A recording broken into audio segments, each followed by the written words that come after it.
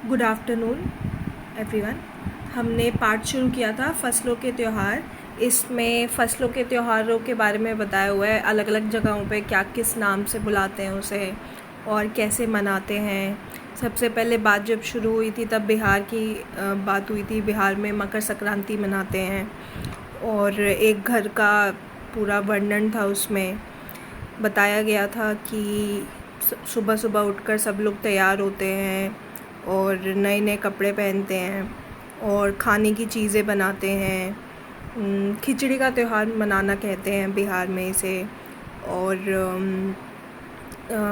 तिल, मीठा गुड़, चावल, इनके ढेरी बना के उनकी पूजा करके उनको दान में दिया जाता है। उसके बाद तिलकुट भी कहते हैं, उसको भी बड़े चाव से खाते हैं। उसके बाद हमारी जनवरी और अप्रैल के बीच में ये सभी जगहों पे फसलों से जुड़े त्यौहार मनाए जाते हैं। सब लोग जैसे उत्तर प्रदेश और बिहार, मध्य प्रदेश में मकर संक्रांति कहते हैं या तिल संक्रांति कहते हैं इसे। असम में बिहू कहते हैं, केरल में ओणम, तमिलनाडु में पोंगल, पंजाब में लोहड़ी, झारखंड में सरहुल और गुजरात में पतंग का पर्व कहते हैं। पतंग उड़ाते हैं लोग इसमें। उसके बाद हमने अगली बात की थी झारखंड की। झारखंड में से सरहुल कहते हैं, वहाँ पे बहुत ज़्यादा धूमधाम से मनाया जाता है त्यौहार ये सरहुल को। 4 दिन का त्यौहार होता है। इसमें पहले दिन सब लोग मिलके नाच गाना करते हैं, ढोल मंजीरे बजाते हैं। उसके बाद इधर साथ में घूमते हैं वृक्षों के पास, घाटियों में घूम घूम कर गाने गाते हैं, एंजॉय करते हैं। उसके बाद अगले दिन अपने घरों को पेंट लीपते हैं, पोतते हैं। फिर उसके बाद सब लोग नृत्य वगैरह करते हैं, नाचते हैं लाइन में खड़े होके। उसके बाद यहाँ पे होता है लोग पौधे लगाते हैं, फूलों के पौधे लगाते हैं लोगों के घर जा जाके। वहाँ पे यहाँ पे चंदा मांगने का भी एक प्रथा है। चंदे में ये लोग मेनली जो पूजा का सामान होता है या फिर जो खाने पीने के लिए लोगों को देते हैं वो चीज़ें लेकर आते हैं ताकि सब लोगों को खाना मिल सके। मुर्गा लेके आते हैं, चावल लेके आते हैं, मिश्री लेकर आते हैं। फिर उसके बाद सरई का जो फूल होता है, साल के पेड़ पे जो सरई का फूल लगता है वो अपने कानों पे लगाते हैं, उससे सजावट वगैरह करते हैं अपने बालों की। एंड उसके बाद हमने बात की थी तमिलनाडु में मकर संक्रांति या फिर जो फसलों से जुड़ा त्यौहार है उसको पोंगल कहते हैं। उसमें चावल, अरहर, जो मसूर की फसलें होती हैं वो पककर तैयार हो जाती हैं और उन्हीं से पूजा की जाती है। उनको एक मिट्टी के मटके में डाल के और धूप में रख देते हैं ताकि वो पक जाए। और उसमें जब वो पक जाता है और दूध उफनने लग जाता है, बॉईल होने लग जाता है, तो उसमें से बाहर निकलने लगते हैं जो भी चावल और सारी चीज़ें डाली होती हैं। तब वो ज़ोर ज़ोर से चिल्लाकर बोलते हैं पोंगला पोंगल, पोंगला पोंगल, मतलब खिचड़ी उफन गई है और तैयार हो गई है, अब हम पूजा कर सकते हैं। अब आगे बढ़ते हैं। लास्ट पैराग्राफ है 3rd पेज पे, पेज नंबर 15 पे। दूसरी ओर गुजरात में पतंगों के बिना तो मकर संक्रांति का जश्न अधूरा ही माना जाएगा। इस दिन आसमान की ओर यदि नज़र उठाएं तो शायद हर आकार और रंग रूप की पतंगें आकाश में लहराती हुई मिलें। प्रत्येक गुजराती, चाहे वह किसी भी धर्म, जाति या आयु का हो, पतंग उड़ाता है। हजारों लाखों पतंगों से सूर्य भी ढक सा जाता है। अब तमिलनाडु के बाद हम अगले चले हैं गुजरात की तरफ। गुजरात में मकर संक्रांति जो होता है वो पतंगों का पर्व होता है। जश्न मतलब बहुत उत्सव अच्छे से मनाया जाता है, अच्छे से सेलिब्रेट करते हैं वहाँ पे। और आसमान में हर जगह से पतंग ही पतंग दिखाई देंगी। और ये भी ऐसा नहीं है कि हमने नॉर्मल अगर पतंग देखी है वो चौकोर सी होती है जैसे साइड में बनी हुई है, ऐसी पतंग नहीं, हर टाइप की, हर अलग अलग शेप की और अलग अलग कलर्स की सारी पतंगें दिखेंगी आसमान में। और पूरा जो आसमान है वो सारा पतंगों से भर जाता है, सब लोग पतंग उड़ाते हैं।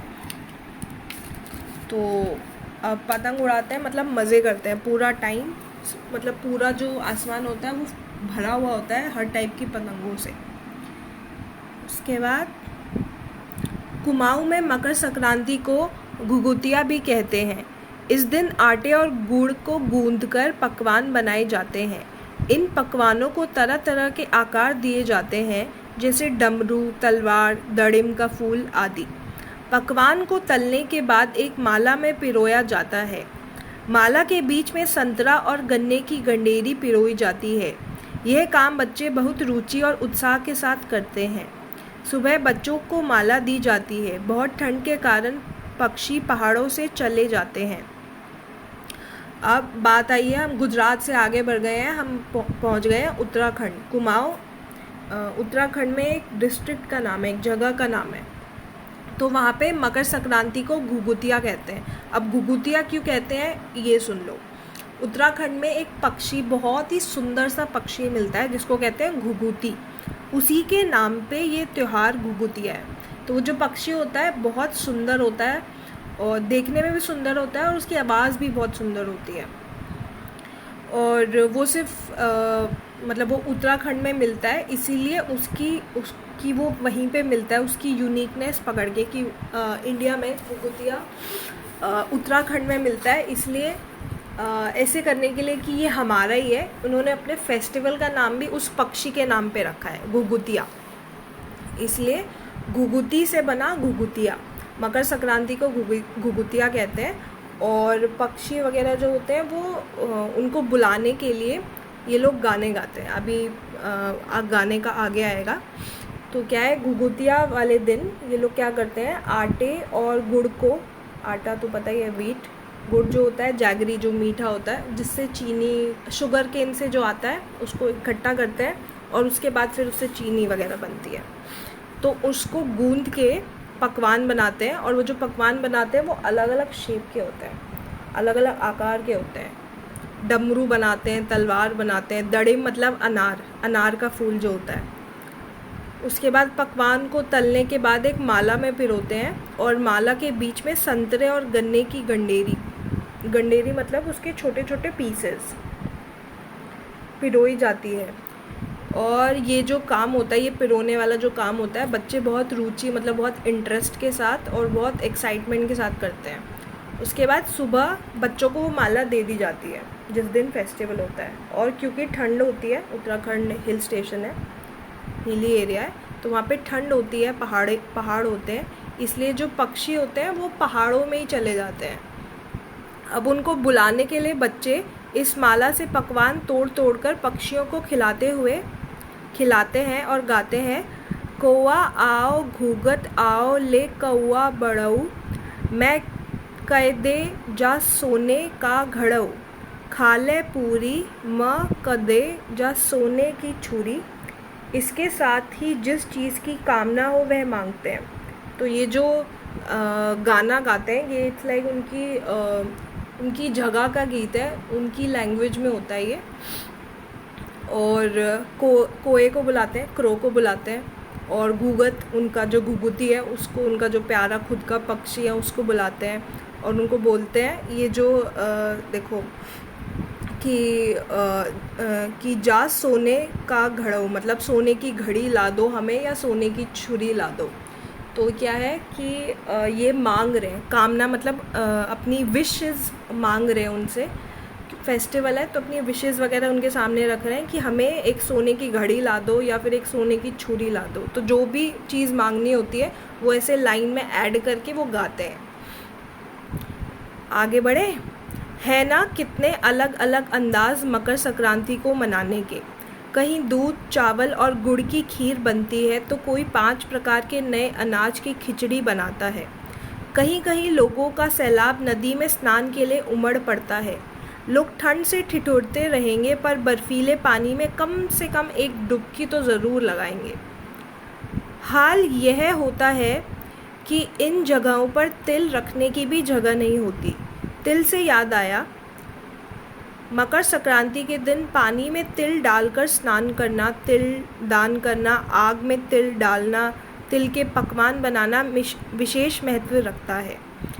तो अभी सारी जगहों का हमने देखा। उसके बाद है कि देखो कितने अलग अलग अंदाज, मतलब अलग अलग तरीके से लोग मकर संक्रांति बनाते हैं। कहीं दूध और चावल की कहीं दूध चावल और गुड़ की खीर बनाते हैं, और नहीं तो जो उनके पास अनाज आए हुए, जो खरीफ क्रॉप के अनाज उनके पास आते हैं, खरीफ फसलों के पक के, उनसे वो खिचड़ी वगैरह बनाते हैं। कई लोगों का सैलाब, मतलब बहुत सारे लोग एकदम से किसी भी नदी में स्नान करने जाते हैं, और चाहे कितनी भी ठंड हो, लेकिन मतलब उनको शिवरिंग वो ठिठुर रहे होंगे कि इट्स लाइक बहुत ठंड है, बहुत ठंड है, लेकिन वो एक डुबकी, मतलब एक डुबकी तो पता होगा, पानी में जो वैसे नदी के पानी में अंदर जाते हैं फिर वापस बाहर आते हैं, तो मतलब एक तो लगाएंगे ही पक्का। और ये होता है कि क्योंकि बहुत जगहों पे ये तिल का, मकर संक्रांति को जो कहते हैं तिल संक्रांति कहते हैं, तो तिल का बहुत विशेष महत्व है इस त्यौहार में।